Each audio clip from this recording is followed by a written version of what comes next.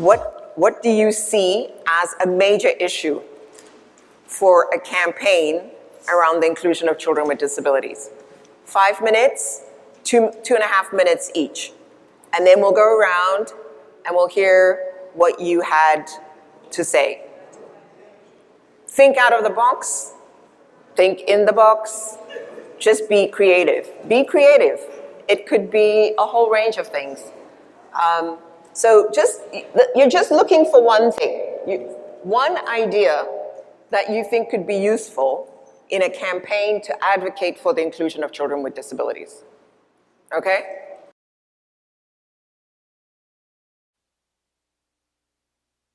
So I'd like to hear from each one of you, what were your takeaway messages about the person you were speed dating? Good morning. All right, I am speaking to Terry, and Terry issue is public awareness. She was saying that the public needs to be sensitized, they need to be prepared. The society at all levels need to know about persons with special needs, right? And she spoke about the illustration with the teachers yesterday. Yesterday we got an illustration with the teachers who did not internalize the information that they got.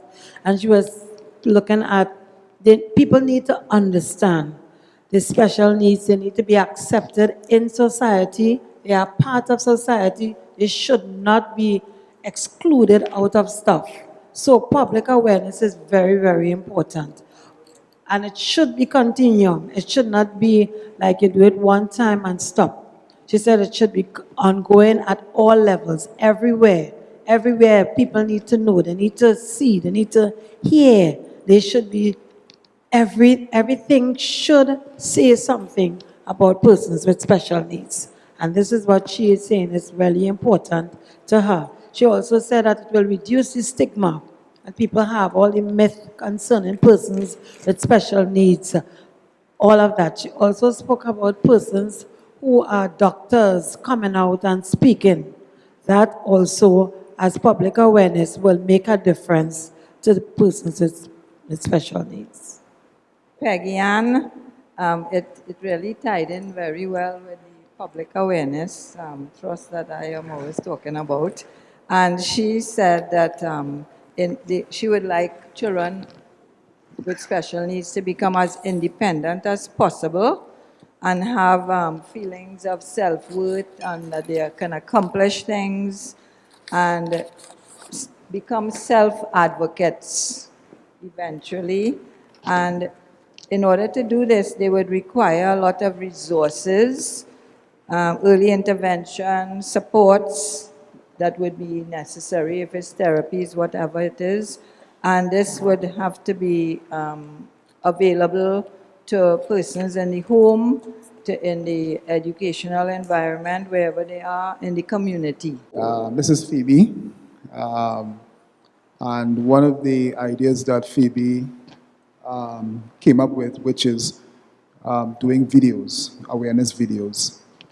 These videos highlighting the journey of the person with the disability or special needs and the interaction and the impact of the parenting of the different programs and how that person, that child grew and become what they become. It's like tracking the journey but doing a video, doing videos of the different situations that parents face and the child faces as well, out into the public to bring greater awareness. One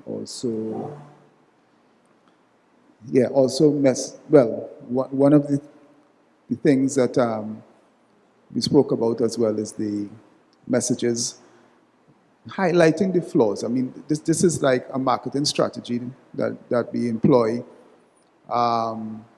to sometimes shock the public into becoming more aware of an issue. You will see many artists producing sometimes posters that really have a message that might seem a bit dark, but there's a purpose behind it, which is to shock the public into a level of awareness about a particular issue that is being ignored, that kind of thing. So something that, as an artist myself, trying to promote certain issues in our society that are being ignored, basically. And there's no positive way to bring certain messages across. You just gotta say it as it is, through art, art or animation or graphics. Well, Kathy Ann Richards Washington is my partner. And Kathy Ann has a daughter, Mikisha, who's 16 with cerebral palsy. And Kathy Ann's major issue that she wants is accommodation for her, not only for her, but for persons with families with children with disabilities. She's a single mom, and the rent alone is $4,000 a month. And even though she works, then she has costs include like just diapers, which are a big cost for her, toiletries. Mikisha needs special foods, medication. The cost of keeping Mikisha at home it's really, really beyond what she can earn, and the government doesn't really provide what Mikisha needs. So support with living and other expenses for the children, for families with disabilities.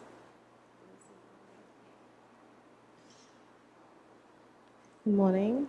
Rosanna Trustdale. Trustdale. She has 5 children, and what it is she's advocating for is for therapy, early detection with early intervention, therapies throughout their lifespan, meaning that the government must come up with something that the parents with children or persons with disability shouldn't have to be paying this high cost for therapy, because sometimes these children with disability didn't just happen. Sometimes it's because of negligence, and then these parents are faced with these high costs of with therapy. So if the government can step in and have like volunteer therapy, that will be suitable for the parents. This is Charis. Caris. Caris has a brother, Kester, who is 36 years old, who is autistic. Caris is doing a BA in philosophy and biomedicine, ethics and society. Caris believes that educating the community in the cultural and religious awareness would benefit the society. Where people in the community seem to think that persons with disabilities are lesser, and this way of thinking needs to change. They understand that persons with disabilities need the same opportunity as everyone else. This is a barrier to overcome, and having religious representations in the schools, the churches, the mosques, the temples, and educating them all and bringing them to the awareness about persons with disabilities, that's a benefit to society. Persons born with disabilities are not freaks. They are, they are not, that's right, sorry, they are not freaks of nature. Sensitizing the public, sensitizing the community into accepting them and understanding that they are normal human beings. Anything else, Caris, that I forgot? Caris, I forgot. This is Catherine Simone. She's the parent of a child with global developmental delay associated with the Autistic Society. She believes that there are barriers. The barriers are quite broad, especially educating the society. Definitely starting with the communities that we live in is important. forming groups of parents, relatives of persons with disabilities, siblings, relatives, coming together to be represented at these civil society meetings. And she said from there, maybe approaching the government, the Ministry of Social Development, partnering with corporate, opening up awareness, and also mentioning that having persons with disabilities working in these global corporate organizations, educating the business organizations on the benefits of partnering with organizations of persons with disabilities would develop a more compassionate society. So I sat next to Michelle, and Michelle is a mother of 2 children. She has a son who's autistic. She definitely comes across as a very knowledgeable and empowered parent. She understands and has really studied what it means to have a kid with autism. I was quite surprised when she told me that she's an interior decorator, because it doesn't, I mean, her knowledge line is very different. And so I think she's been incredibly creative in terms of educating her son. In terms of topics that she thought about for a campaign or for advocating further inclusion, she was adamant that training for teachers is really important. And that when you train teachers, you open up a whole process for inclusion. And that training teachers is kind of like the beginning of a process, right? Children will come to school, but then she went on to say that training of teachers needs to be done in a way where they're recognized, so that there's an accreditation process that goes along with that. And that training of teachers is then supplemented and complemented by having aides. Because for some children, like her son, for instance, having an aide is very necessary. And so it wouldn't just suffice to have a trained teacher, but you actually need to have those additional supports. So we had a really interesting conversation, and I would date her again, that's for sure. I spoke with Deborah, and she works with the Life Center, a special school. Her priority area in looking at inclusion would be to start with parental support. Particularly, she indicated that many older parents who have children with special needs are overwhelmed, and even the younger parents, as we know. And so parents need a range of supports to be able to cope with having a child with a disability in the first instance. So she would definitely put that as a priority area.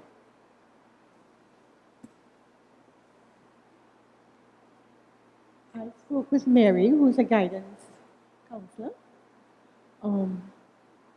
A major issue for her is parental empowerment. There's so much we can all complain about, but she came across as a very empowered, positive thinker who is doing all she in her power to get the services that she needs for her children. And I think that's very important for all of us here as parents, empowering ourselves and focusing on the positives and what is available. Because it's so much negativity around. She has very positive outlook. I'm sure it goes a long way in all she achieves. I think what's really interesting is that even in the short stints of time that you had, the issues that are coming up are the basis to actually begin to develop a strategy or some kind of a campaign or some kind of advocacy. Let me tell you what I heard, and then I want to hear what you heard. I heard public awareness is an important piece of any kind of campaign. I heard supporting and developing a cadre of self-advocates, so parents with disabilities, parents with children with disabilities. I heard the need to develop real-life resource materials like videos of a journey, what it means to be a parent with a child with a disability. I heard using non-traditional ways to address the issue of disability in the media. So one of the suggestions was to shock the public. I mean, the other thing that is commonly used within the disability space is the naming and shaming, right? Where you say, you know, you name and you shame, whatever the situation is. I thought it was really interesting to hear how using media like art can help change mindsets. And I think that that's a really interesting perspective. I also heard that when we think about campaigns and advocating for children with disabilities, we need to think about support for additional costs, right? Because that's clearly something that has a bearing on the parent and the family. I also heard the importance of early intervention and detection, which to me sounds foundational. If you're going to develop any kind of campaign or advocacy, you almost need to start at early intervention and detection, because that's when you can start looking at what the diagnosis is, if there's a diagnosis, and then you could put in place the necessary supports. Another point that I heard was that therapy services should be ongoing, and I think too often we have very ad hoc therapy. It'll happen for a little while, then it stops, and then it starts up again. But if we're really to reap the benefits of therapy, it should be sustained and ongoing. I also heard that educating the community is really important, and that way working towards changing mindsets of the community to really give more value and worth to persons with disabilities. And begin to get the community, so not the disability sector, but the community, to see the value of equal opportunities. And that's an interesting and creative way of looking at it. I think it was also very interesting to hear about how, or what the role of faith-based organizations can be. I think when you're addressing an issue like inclusion of disability, it's really about looking at all the various facets of our lives, right? So whether it's in church, whether it's in mosque, whether it's in the community, whatever your environment is, where you can have positive messaging around disability has a tremendous impact on building and working towards a mind shift. Sensitizing the community was mentioned. And then I thought something that we haven't spoken about that is really very important is, if you want to have a successful campaign and or advocate for children with disabilities, partnering with other groups is absolutely essential. And so the idea of partnering with the private sector is really a great idea. It's just, you know, for a number of reasons. Private sector may have more resources, but the private sector can also help normalize issues because they have such great stretch and breadth. So I think using and working to partner with private sector, but as was mentioned, always engaging disabled people's organizations is really important. Training of teachers, I think, is one that's critical for empowering parents, empowering children, and making schools more inclusive. And then I think a very interesting point that we often don't think about is that, you know, children with disabilities grow up. They don't stay as children with disabilities.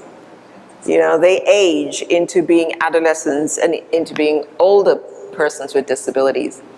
And so how do you maintain support for parents as you go through that process of change, right? I think, you know, we tend to focus on children with disabilities as being under 18, so the children part of it, but you've got that whole gap, or that whole advancement in age. And what does this mean then for older parents with grown-up children with disabilities? People are beginning to worry about what does this mean? You know, if you've had your son or daughter who has a disability live with you your entire life and you're aging, you're beginning to worry about what is the transition plan for your son or daughter. You know, even in the literature, we don't really have very much of that. We tend to focus just on what this means for children with disabilities. I have an example of a friend of mine whose partner has a brother with a disability. He's blind, and he has an intellectual disability. And he must be in his early 40s. And he's lived with his parents his entire life. Very comfortable life, very protected life. He works in the nearby shelter. This is in Germany. But now his father passed on. His mother is really ailing. And they're beginning to think about moving her to fragile care or some kind of care. Now the big question is, what do we do with this grown-up man who's had all of this protection? You can't put him in a group home. Not when you're 40, you know, almost 50. It's just going to be really, well, I mean, you can put him in a group home, but just the transition to that, you know, so they're really struggling with what kind of plans can you put in place to ensure that a person like that is able to function. And so in many ways that goes back to some of the things we were talking about yesterday. And that is,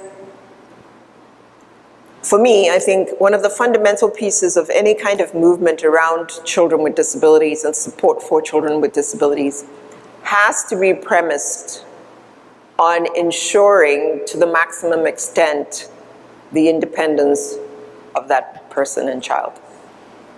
And again, you know, I also know that that's going to mean, independence is going to mean many different things to many different children, just because we're so diverse. But ultimately, what we're trying to do is to provide the supports and empower a child to be as independent as he or she can be. So let's keep that in mind. And so that said, we also have to recognize that there's no one-size-fits-all for addressing children with disabilities, right? And if anybody tells you that, then you know they're fake, because that's not going to work. It has to be child-based. It has to be child-focused, all right? So that's fundamental. And then I think the last point that I heard, which is one that I think is pivotal to any kind of self-advocacy, any kind of campaign, is to have empowered parents. And so it's a lot to ask. It really, let's be real, it's a lot to ask. People have got jobs. We've all got our issues. You know, there's stuff going on.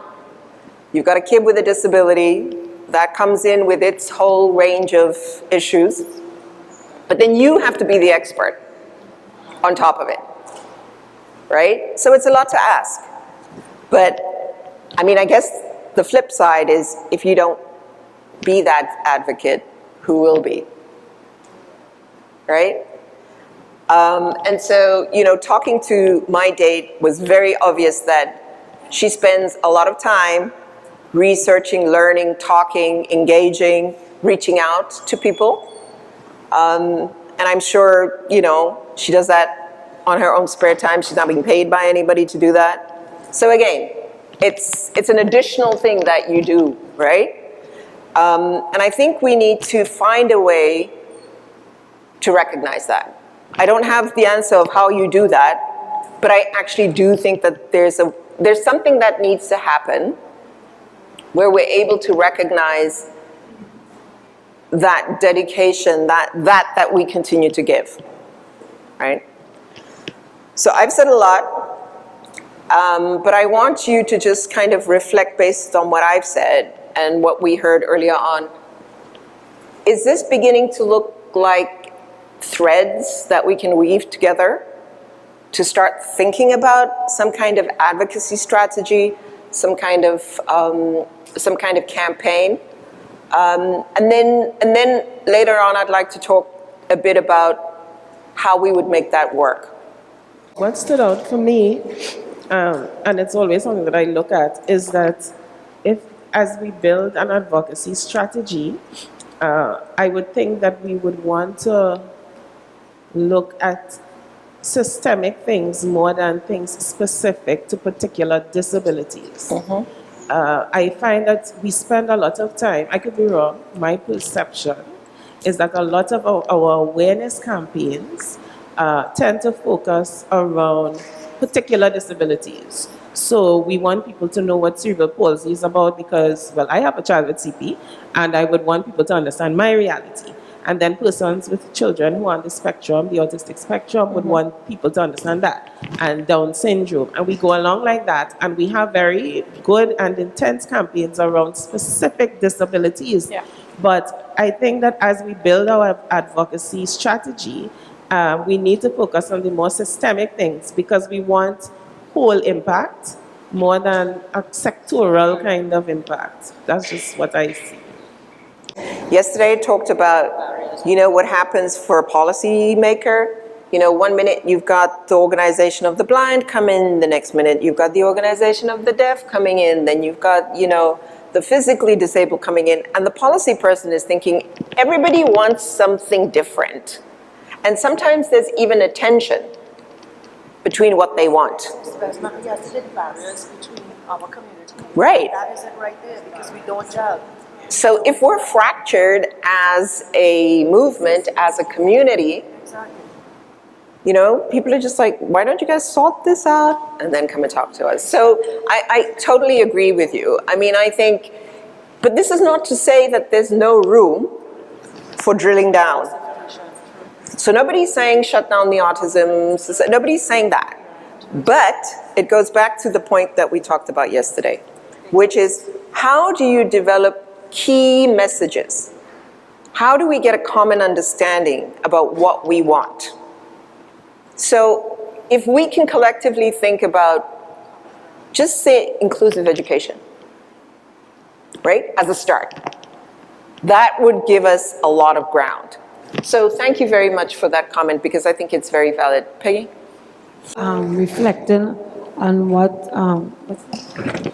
Michelle was saying yesterday, I was thinking about consultation with the networking, because when we network with what Mary was saying in networking with all the persons of disabilities, right? Plus the consultation, it is going to give us that platform to be able to have all the information and then to present it to the persons of interest, which will be persons in government, which will be the persons who need to be able to make the policies that we need to make the laws. So everything has to come together. And this lady here was talking about the threads. So we put them together, the consultation, the networking, and we get it in a way with the systematic, the systematic structure, so that we can have a strong message. Because the message must be strong enough that when they leave our presence, it must not leave them. And I remember my date was saying that this morning, that whenever we give a message, and Kelvin was saying, whatever we use, whatever medium, if it's art or whatever, it is going to stay with them in their home. They must see it on TV. Yeah. When they open, whatever they're doing, this message we are sending must not leave them. Presently sitting in a portal, right, that could actually do this, because everyone in here has a child with a disability. That's the foundation. We all have a child with a disability. So our foundation is there. We stem off of that foundation, the branches of that one tree, right? So we take a little bit from the CP and find out what it is. And one of the things that we all as parents miss, and whether you have an autistic child, a global developmental delay child, CP, Down syndrome, whomever, all our children have sensory processing disorders, whether it be heightened, whether it be low, or whatever, perceptive processing disorders. And that is a unification because there are similarities and there are differences as to how these children with disabilities function in society. And in terms of our sensitization, public awareness, and that sort of stuff, because we as neurotypicals have the issue too. We just never pay attention to it. You have a sound pitch that you can't stand. Care what nobody say. You have a ray of light that you cannot take. If you really and truly break down, a touch that you can't, some of us can't touch a rough surface, some of us can't stand mushy. The taste of something, the smell of something. So, kind of like build on it from there. So we have the disability layer, we have the processing layer, and we find pieces and put together where all our children need therapies. That's another strong layer that we have that we can use. Everybody, child needs some type of therapy, some way, shape, or form. Speech, developmental, occupational, and occupational is key to all of us. If your child ain't getting occupational therapy, we have no progress. And end the story. That's key to everybody because we all have motor skills, major and fine motor. So how do we, build on that? Because it's foundation. We have 3 major foundations working for us. So why is it that, we separate? Yes, there's the separation because you may not understand. Autism don't have a look. That's our biggest challenge, you know what I mean? But the disability is there. It's not physical, but it's there. So is that gelling? We don't gel because everybody I want all inclusions for my son. If I had to fight, I fight him for the autistic, sorry. But I can't be selfish because he still have to interact with the Down syndrome. He still has to interact with the CP child. He still has to interact with the neurotypical. So is creating a tear, right? It's like the food chain. So we have our proteins, you have your carbs, that kind of thing. And you build off of it. So we have to break it down to where it's a reality, where we can all get that concept of what it is, what is needed in terms of, and our main thing here in this to me is how do we gel education and health because they go hand in hand for disabled people. End of story. Because the therapy is going to have to come out of the health sector. And the education, which is not just for the children, but in terms of the public, right? And health will have to put stuff into the forum also. So how are we gelling it? How are we gelling it? So everybody had to come out the little box of my little disabled autistic, my little disabled, that kind of thing, and really look at the bigger picture of how we are advocating for our children. It is not who we include, but it's how we interact. That as a person, there's only so much I could accomplish. But there's such a very powerful voice when, of course, we all come together. I was thinking about, I love to watch movies. And I like to particularly watch combat movies. How sometimes you see like a village being overtaken by some warlords, some drug lords. And you have these 2 soldiers who happen to come across the village and realizing that they're being overpowered by these warlords, these drug lords. And these villagers trying to take up pitchforks and, machetes and big stone to fight these guys with high-powered weapons. And what these soldiers realized they had to do was to turn these people into soldiers in order to fight these other guys. Turn them into soldiers, teach them strategies to fight the drug lords. And I was sitting here thinking to myself, where does the battle begin? And I realized it always starts with, first of all, empowering the people who have to do the fighting. We can't pray and wait for an army to come in to fight the drug lords for us. We have to become empowered. We have to equip ourselves. We have to believe in ourselves and believe in who we are, the message we have, and recognize that it has value and worth. Of course, we need to equip ourselves. And that's what these workshops are about. It's about equipping ourselves. I remember I go to the gym, and I'm telling the owner of the gym, I said, we have an epidemic in Trinidad and Tobago, a health epidemic.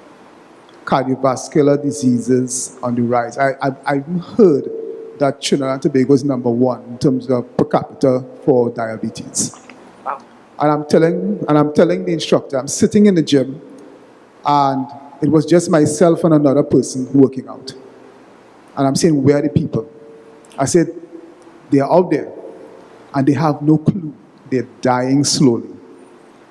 And it's like, if people were to recognize what's happening, what's taking place, they will come. I'm saying he's supposed to turn people back and say, sorry, don't have any room.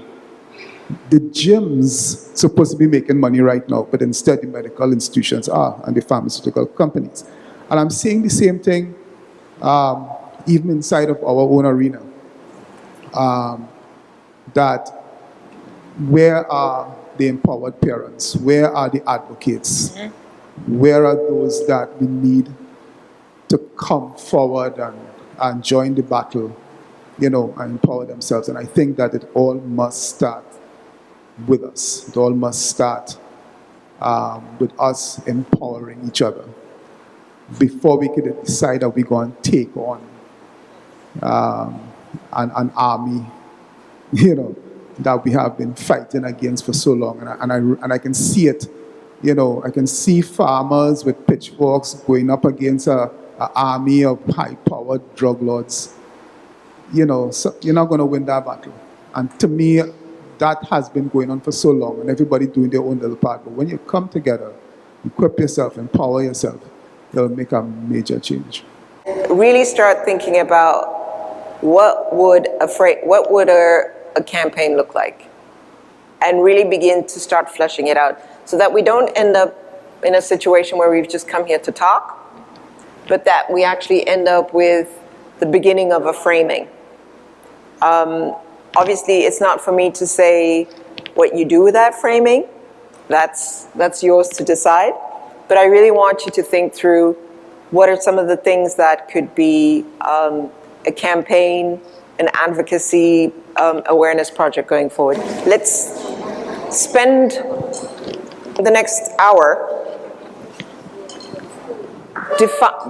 defining and framing what we think could look at an advocacy strategy or some kind of campaign guidelines.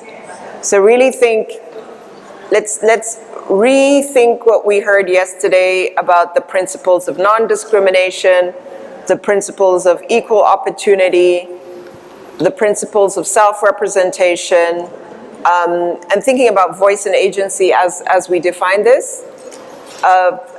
Be creative, think out of the box, and as I said, we're not suggesting that there's necessarily an institutional place for this exercise, but maybe this is an organic piece, right? Maybe this is something that's going to take off anyway. The fact that you've come here 2 days in a row suggests that there's deep interest in this area. Okay. So we're defining the framework of an advocacy strategy. One of the things we came up with in terms of a topic, because, it's such a huge issue, and we could end up all over the place with this, but we had to just choose one. So we were addressing the myths, issue of acceptance and accessibility of persons with disability. And it's still a very broad, each of these are a topic by itself. But we decided to go with this. Why? Because it is not, it is very difficult to just extract or separate one particular issue when the truth and the fact that persons with disabilities experience a complexity of issues. So therefore it's important for us to be able to address a very wide range of issues inside of how we are planning to do it, and that's the interesting part. And that is very doable based upon our strategy. So the strategy now is to develop a story of a person with disabilities or persons with disabilities addressing societal myths, creating acceptance among the community and workplace, and establishing productivity through infrastructure accessibility. That's the strategy. That's what we're going after. And we are developing a storyline that is seeking to break the perception that disabled persons are fearful, they're stupid, they're a charity case, they're unemployable, and is an economic burden upon society. So therefore, we're developing a story, and at the end of the day, that story would be developed into a short movie. And in that story, we're going to see various scenarios taking place inside of that story that will show, and this is the interesting part here, that it's showing the many problems and issues surrounding persons with disability and the dream sequence of what the ideal situation should look like. So what we want to be able to do here is that, and in Kathian's case, and everybody who were here yesterday heard a bit of her situation, and using her situation, let's say, as a jump-off point, doing like a short movie where we are showing this mother who has a daughter with cerebral palsy, and what are some of the things she has to deal with. And inside of her story, you are seeing all the various issues popping up. She has to deal with the myths, so maybe she is talking to her neighbor, and the neighbor, in her conversation with the neighbor, she had to keep correcting the neighbor all the time. And it's like inside of that story, she's addressing the myths. She's also addressing issues of acceptance, because maybe some of her family members, I ain't going across by her at all. I'm not going by Kathian at all, because I can't deal with that.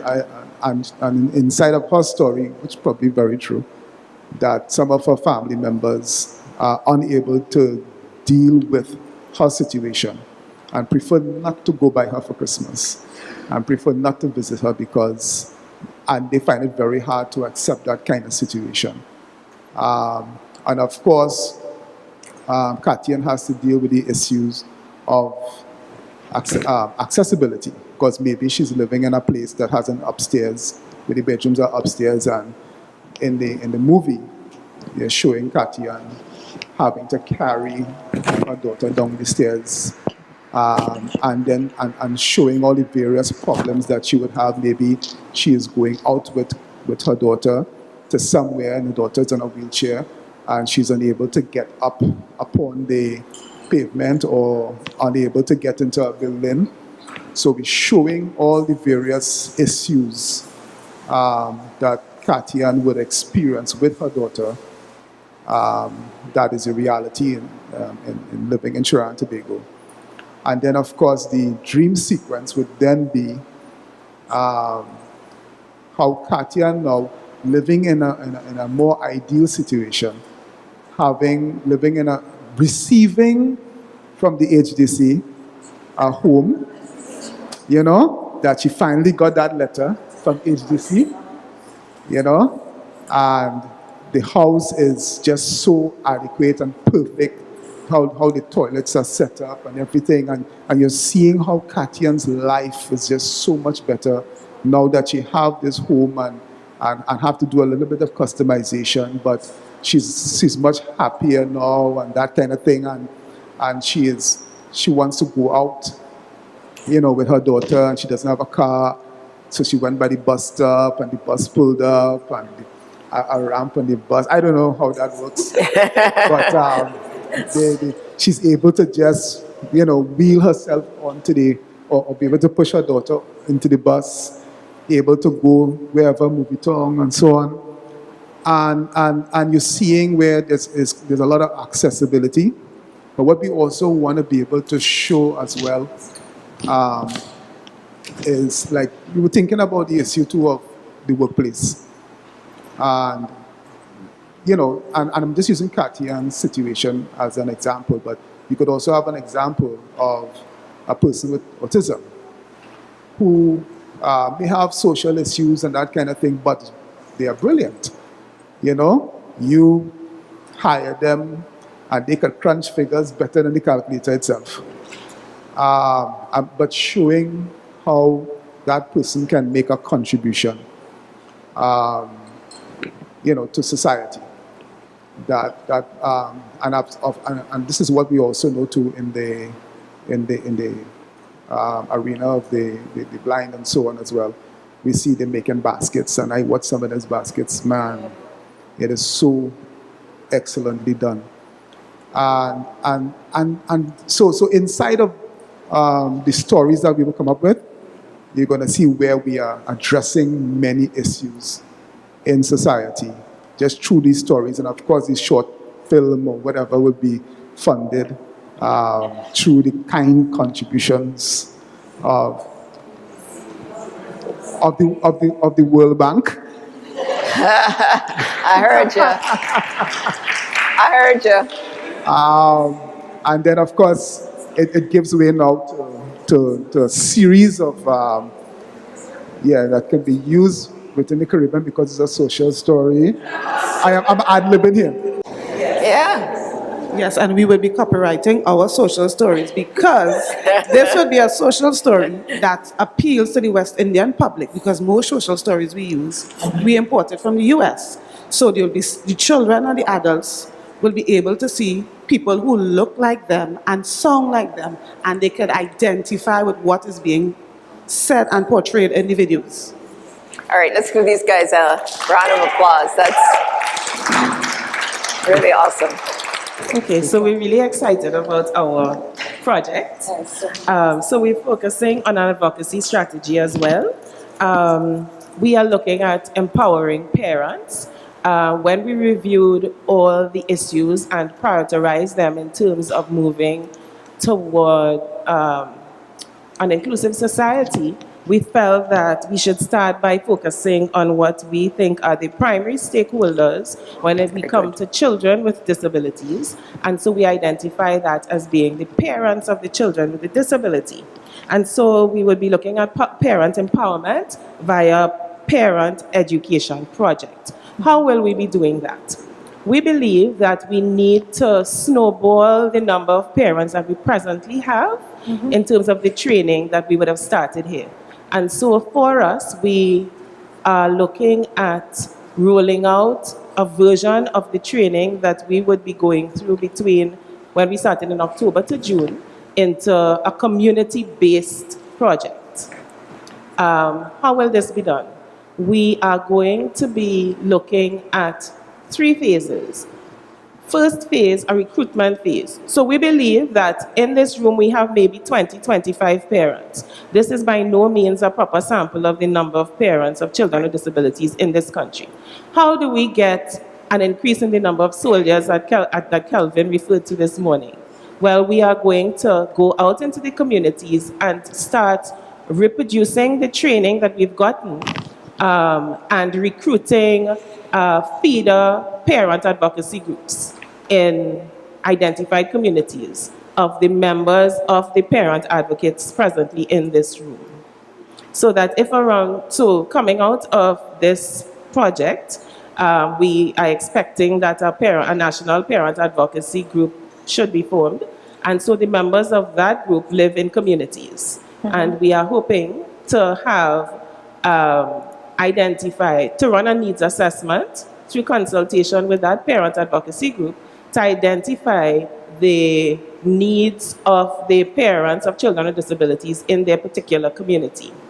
After we do that needs assessment, we would be able to identify the readiness of the respective communities for training. And so we're going to start with a pilot project, choosing one community, the community that we would have found to be most ready for the training. We would go into that first community and roll out a 3-phased program. Phase 1 would be recruitment. Our recruitment, though, would not just be via advertisements or flyers. It would involve a walkabout of the actual persons who will be doing the training, who are themselves parents of children with disabilities, going into the community, having identified who the parents are and where they live, doing home visits, having a sit down with each parent, each family, indicating to them why we would be having the training, the objectives of the training, and the content of the training and the expectations for follow-up, the benefits to them. Phase 2 will involve implementation and delivery of that training. The content of that training, Peggy, would include... We are going to be using videos, we are going to be using short stories, we are going to be using, tactile stuff, kinesthetic stuff, everything. Right. We can use in short stories. We're going to be doing it in a short period of 6 sessions in delivery, and we are going to be targeting also using information from the Convention of the Rights of the Child. Before we get the parents ready to advocate, the parents themselves must be well.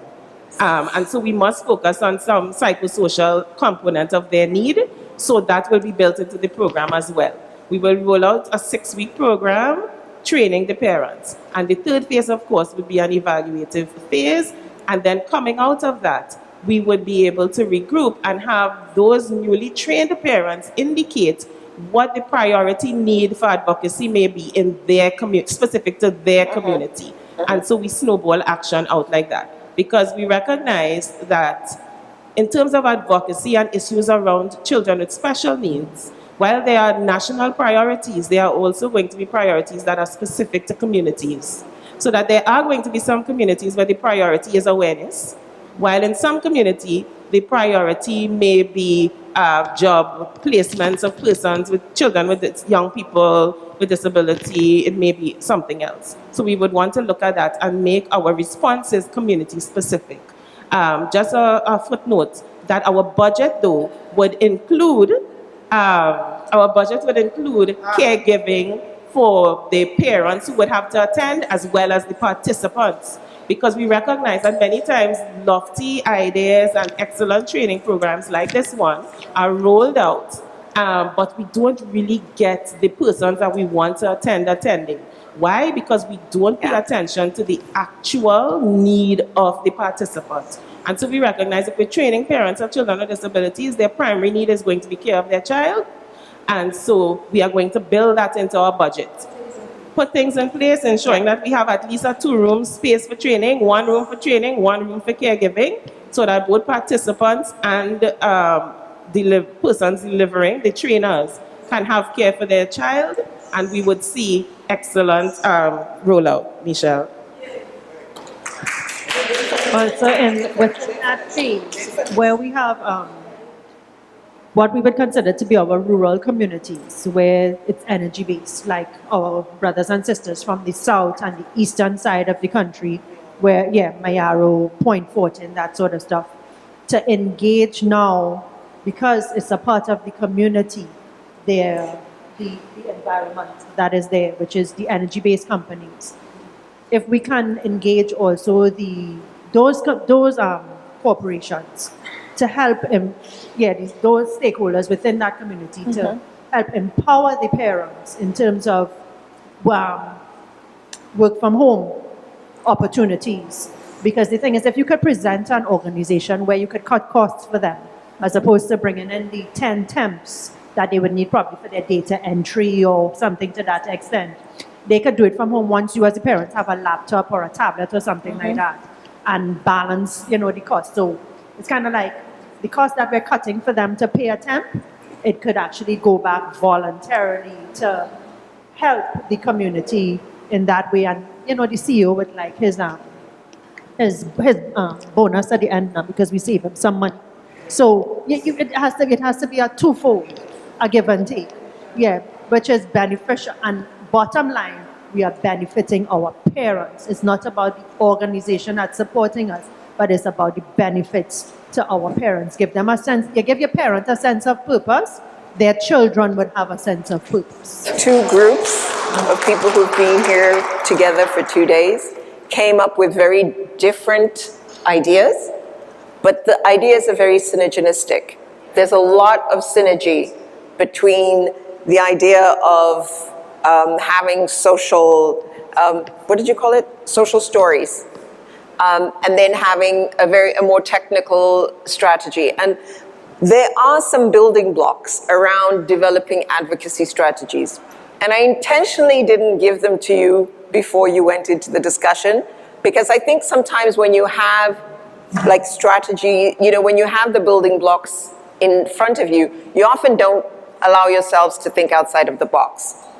And these come from an advocacy toolkit that was used for developing the sustainable development goals. And the first one is to select your priorities. And you did that. Table 1 selected their priorities, Table 2 selected their own priorities. The second one is to identify your target audience. And it was wonderful how Table 1 was saying, we're going to tell a Caribbean story, right? It's not just about Trinidad. It could be broader. It could be used elsewhere in the Caribbean. Table 2, I thought was really interesting in that there was a concerted effort to grow the base, to make the circle bigger, right? Identifying the stakeholders, going out into more rural areas, and that's really important. So you were already thinking about that. The other step that is put out there as a good one is to develop your message. And I think each table did that. You developed your message, and that's really important. You want to develop a message that is unambiguous, that is clear, and not complicated. Something that people can understand, can rally around, and really find useful. And then you want to, once you've identified established the message, you want to choose it. You want to own it. You want to start thinking about how do you get it out. Somebody mentioned a logo. Do you put it under your logo? I mean, there are different ways to do that. But it's really important that you go through a process of choosing what the messages are. The fifth step is then to identify opportunities to deliver your message. All right? No, that's 5. Sorry, it's not terribly good on the screen, but on my laptop, it's very. Excuse me? What was 4? Did I skip it? Choose your message. So 3 is develop your message, 4 is choose your message. Those are 2 different actions. 5 is to identify opportunities to deliver your message. Now you've got the message and you need to think about how do you deliver it? Is it Facebook? Is it social media? We've got different fora now and different platforms to deliver messages. It doesn't have to be a petition. It doesn't have to be a demonstration. There are different ways we can do that. Then step 6 is to take stock and identify gaps, right? Because once your message gets out there, you know somebody's going to be saying, well, you didn't say autism in your message, or you didn't say physical disability in your message. So then you need to regroup.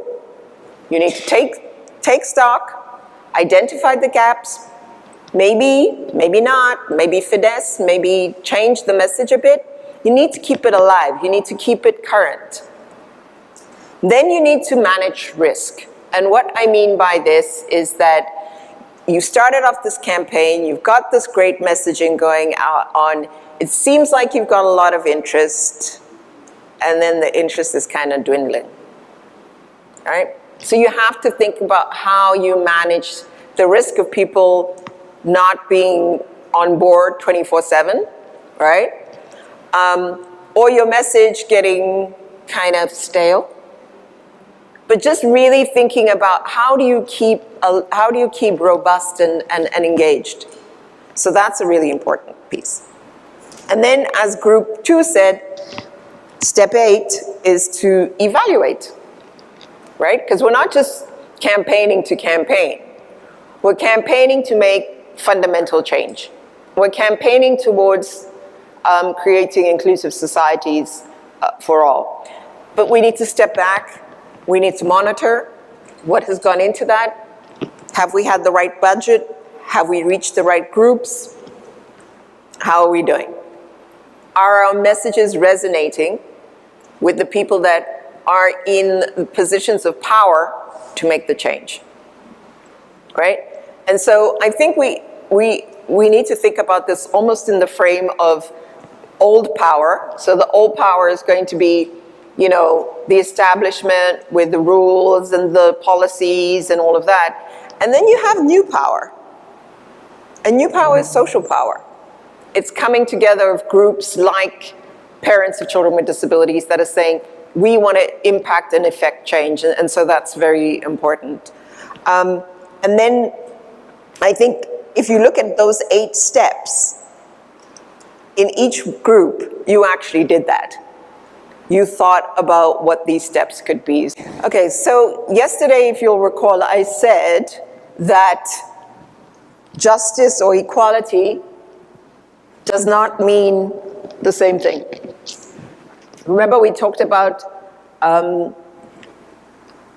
positive measures, affirmative action, and why it's okay to say, in order for us to be equal, if we were to be equal, we'd all be standing exactly on the same size boxes. How's that going to help me? It's not, right? But if we want to seek justice, right? If we want to seek justice, then justice suggests that we come to where the person is, right? We deal with the accommodations. And so the accommodations there are 1 block for the one guy and 2 blocks for the guy at the end. And I just love that, because I think that when people think about equality, they don't understand that equality has various levels. And it's based on what it is that you need or you have, right? And so this is a great, for me, it's one of my favorite slides.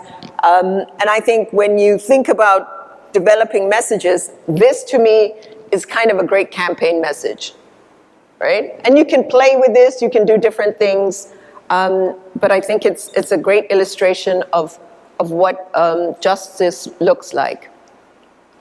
The other slide that I really like, and it pertains to the slide that, the pamphlet that I gave out yesterday and some of the discussions that we've had, is that you've got a teacher, regular teacher, standard kind of teacher, sitting behind a desk, and his students are a dog, a seal, maybe that's a walrus, I'm not sure, a fish, an elephant, a penguin, a monkey, and a crow, I guess.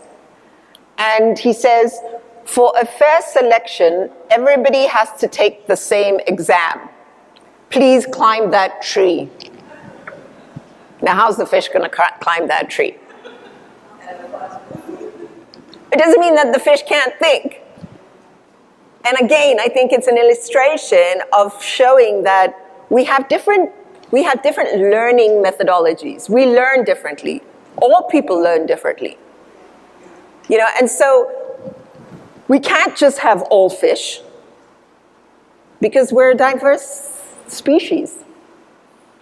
And so again, I like this because I think it speaks to a very complex issue, but puts it out in a way that I think is easy to comprehend. So I share that with you because the TED conferences have such an amazing ability to reach out. I think this video has been watched now by over 6,000 people. And this is about voice, right? It's about having a platform, using a platform to share your experience, to share your thinking, but also recognizing that that allows you to be quite vulnerable, right? Because there's some people that didn't like it. That's okay. It's too bad, right? So So it's really important to be empowered enough to be able to use the opportunities when they come. I wasn't looking for a TED Talk, but it came to me. People found me and said, we need you to come and speak to the TED Talk. So I think that we all have different platforms. A couple of people have come and said to me, you know, I'm a preacher, or I'm a this, I'm a that. Those are platforms. It's a platform in your church, it's your platform in the mosque, it's your platform in the community, it's a platform in your job. They're there, they're everywhere, right? We've got somebody who had a feature in the newspaper recently, right? The opportunities are there. So we need to seize them, and we need to own them. But we can only do this when we truly understand and have come to terms with what it is that we want, right? And so when you think about campaigns, when you think about advocacy, again, it's really about being well seeped in the knowledge of what you're talking about. Does that make sense? So any reflections from what I said in the video? Much of what I said in the video was actually what I talked about yesterday. But obviously for a TED Talk, you have to squeeze it into 11 minutes and then they close you down, which is not an easy amount of time to talk for. But any thoughts? You mentioned endemic and systemic disability as a part of human diversity. Oh, by endemic and systematic. Systematic is where you have a school system that just does not accommodate, does not include children with disabilities, right? And it's the entire system that fails children with disabilities. So it's not just about the enrollment, it's not about just getting into school, but it's about retention, it's about having the supports. You know, very often you see a kid gets into school and then the child is repeating grade 1, repeating grade 1, repeating grade 1, and you know there's a problem, right? You can't just keep on repeating grade 1, right? But there haven't been aides and teachers to support and help understand that there may be some issues that need to be addressed in that.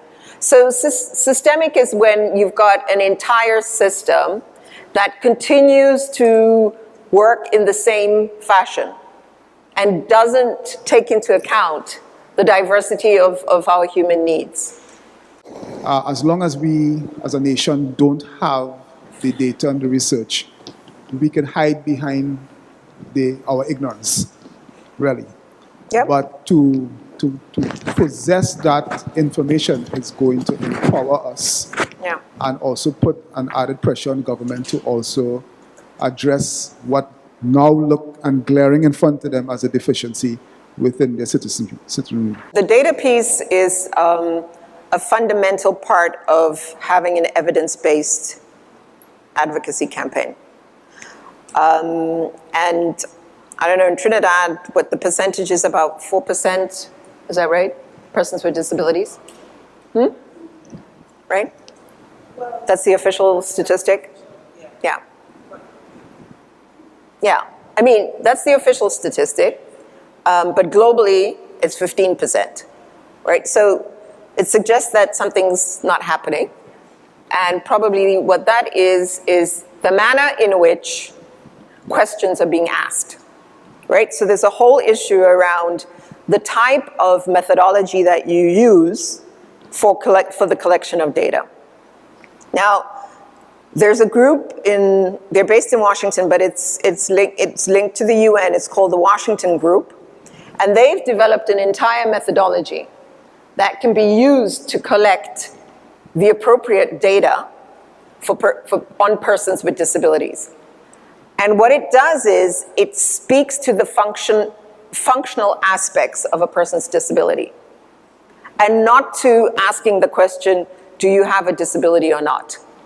Because that doesn't really tell you anything for the purposes of planning, does it? Right? So you know Charlotte has got a disability, so what? But if you know that Charlotte has an impairment that's linked to mobility, then you can say, we need to build ramps so that Charlotte can access the building. If we know that Andrew has, impairments in terms of his sight, then you know that you're either looking at, visual aids for him. You know what the issues are. So the Washington Group have developed a short set of questions that can be used and have been used globally in censuses and surveys. And where they're used effectively and not tweaked, because often countries want to kind of tweak them around, and that's not a suggested option. But where these questions are used, and they've been tested and validated, we then see very high percentages of disability in communities. So they used them in the Brazilian census a couple of years ago, and it was about 20% of the population. Right? That's high. They've used them in New Zealand, it was 21% of the population. And what happens there is you're asking people about their functionality. So the benefit of that is that you're picking up, say, an older person who may be going deaf, who does not consider himself deaf, certainly doesn't consider himself disabled. But if you ask him, do you have problems hearing even when you're wearing a hearing aid? And he says yes, then you know that that person has a functional limitation. And that's all we're trying to do. So the data piece is really, really important, because once we have the data, then we can make the case for better policies, we can make the case for better budgets, and hopefully better implementation. That said, and the World Bank won't be too happy for me to say this, but I'm going to say it. That said, I don't believe that you can just sit back and say, we don't have the data, so we can't do anything, because that's too easy, right? Ideally, we want to have the data, but when we don't have the data, we need to think about what are different ways that we can have the research and the evidence beforehand. So research remains a critical piece of what we need to do to advance this agenda. And there's a lot of research that's happening in Canada and in the United States and in Australia. But my experience has been that we haven't begun to see enough research that's happening in developing countries, right?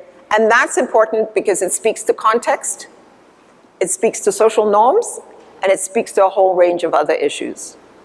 And so for those of you that are thinking about research or engaged in research or can influence young minds to think about research on this issue, definitely an important space to cover. So what I'm going to suggest is that we go around the table. I'll give you like 3 minutes just to think about what you're going to say. And to think about, based on what you've learned over the 2 days, what you've helped contribute to thinking through, how would you like to see this going forward? Going forward, I would like remember we had the 2 tables? Yes. And I would suggest that we get together and sort this out into proper proposals, send it to Kodo, and get funding to begin it. Because this is an important way that we could move forward as a group. So it's high time that we address this, the question of inclusion in the public schools. Also, we will include the children who go to private schools, because a lot of parents don't want their children to be bullied at school, so they keep them in private schools, which most of them, they do not use a curriculum. And this is why I am so passionate about inclusion. So I think if we mobilize the resources in the schools, we may have to approach the Ministry of Education to do that, because the teachers are tight-lipped about these things. They are afraid to talk. So you go there, help the children, make your observations, and this is what I could Thank you. contribute. So I want to appreciate what you said, but I also want to share a Chinese proverb that I really like. And it says, the best time to plant a tree was 20 years ago. The second best time is now. And I think for me that's a very appropriate, because we can say, why didn't we start this 20 years ago? Why didn't we do this 20 years ago?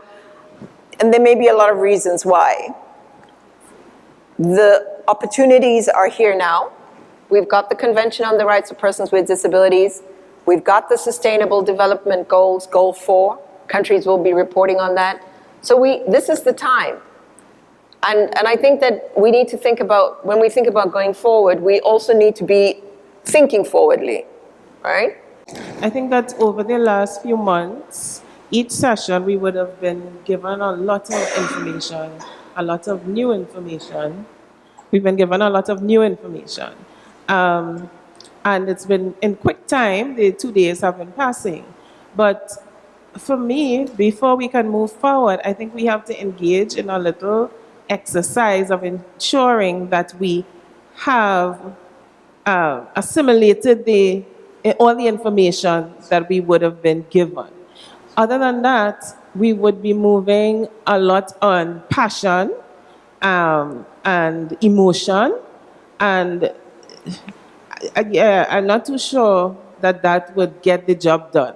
So for me, like personally, moving forward, I would want to spend time with the material, make sure that I understand it, make sure that I have a bigger picture of what is happening before I can chart a picture in my head.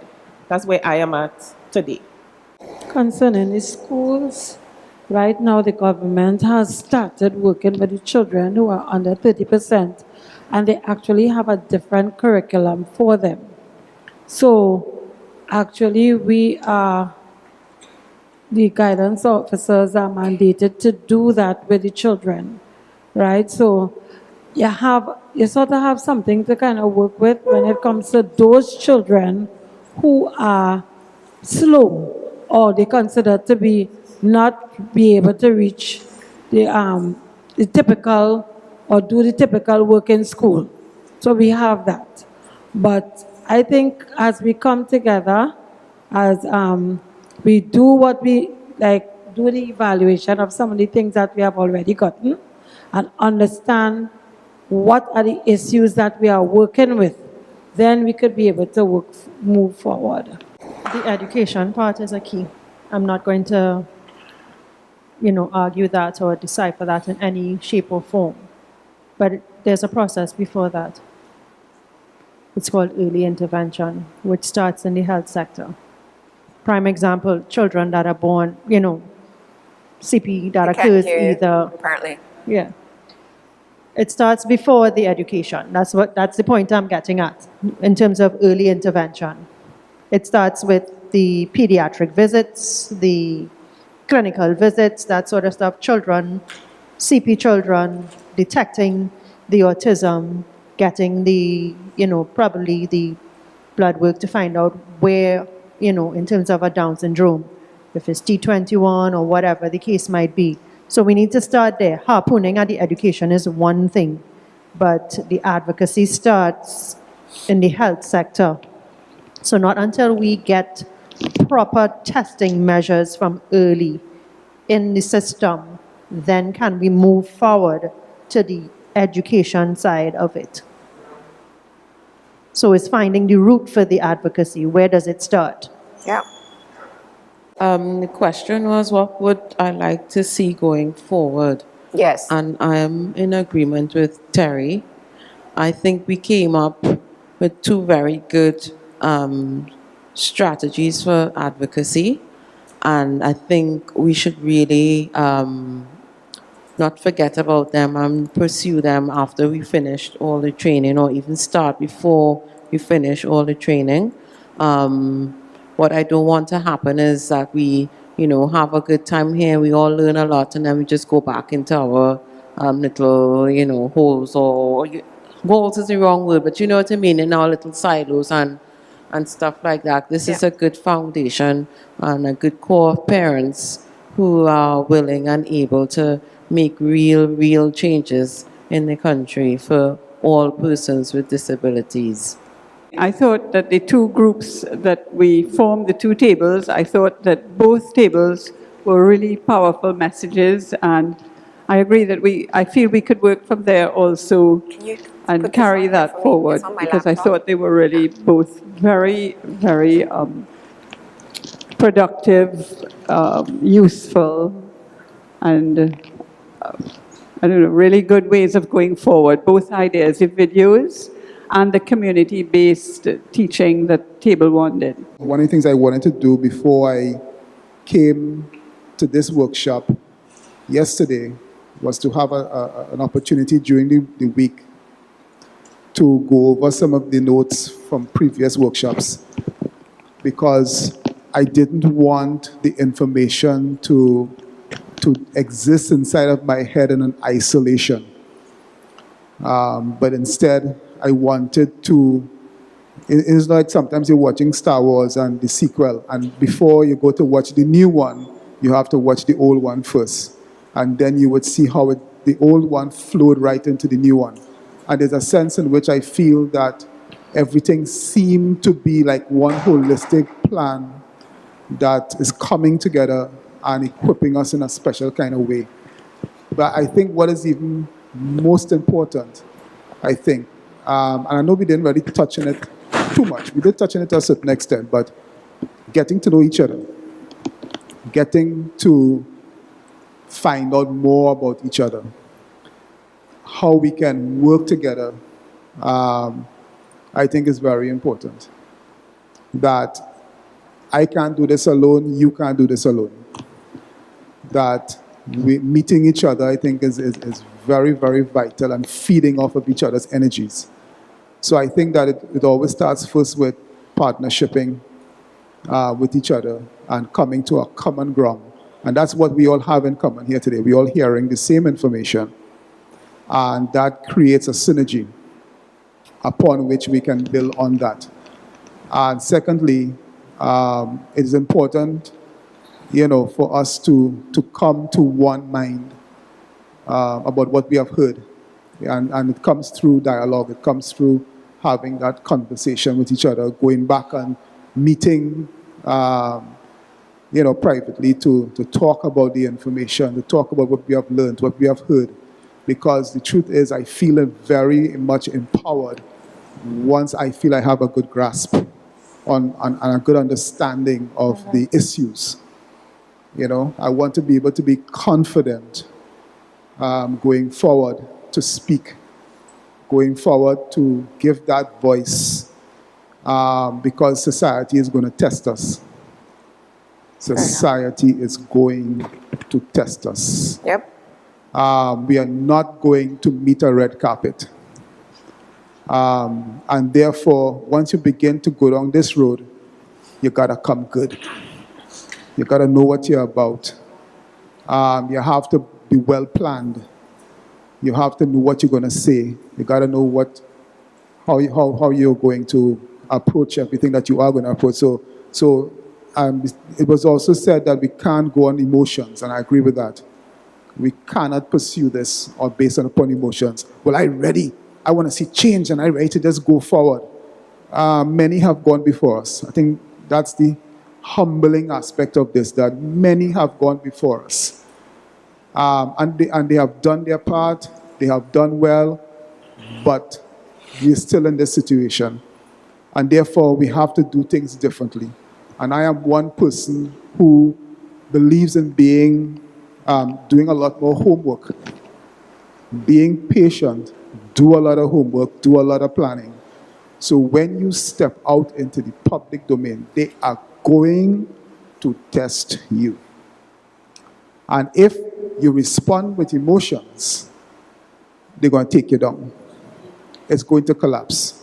That's all that the government waiting to hear. A bunch of, emotionally, charged parents. But when you go there on their level, when you go there with facts, when you go there with statistics and data, when you go there with their own language, when you go there with their own policies, and you go there, as committed parents, unified in our pursuit, I believe change will take place. And I believe it will take place too because it is not a one-time thing. You do a diet, you lost 10 pounds, and then you put on 20 after. It's something you gotta just keep doing consistently for a long time. And I think we have that support, and we have that energy, we have that willingness, we have that motivation. So thank you for that. I think you raised some very valid points. I mean, I think, obviously it's about being well-informed. It's about being confident. It's not about being super emotional. And, maybe the next step, or one of the next steps should be thinking about what that timeline is. Because what you also don't want to do is to have perfect being the evil of the good. I mean, you're not going to be able to craft an absolutely perfect campaign or advocacy. At some point, you've got to say, we want to do this. And it's going to be learning by doing, but taking into account all of the things that you said that are really valid for a strong and robust campaign. So I'm not disregarding that, but we can't continue to find reasons why we're not moving ahead. But before we close and before I say goodbye, I have a slide on the screen, which is again one of my favorite proverbs. This time it comes from Africa, and it says, if you want to go fast, go alone. If you want to go far, go together. And I think that's the perfect way to close.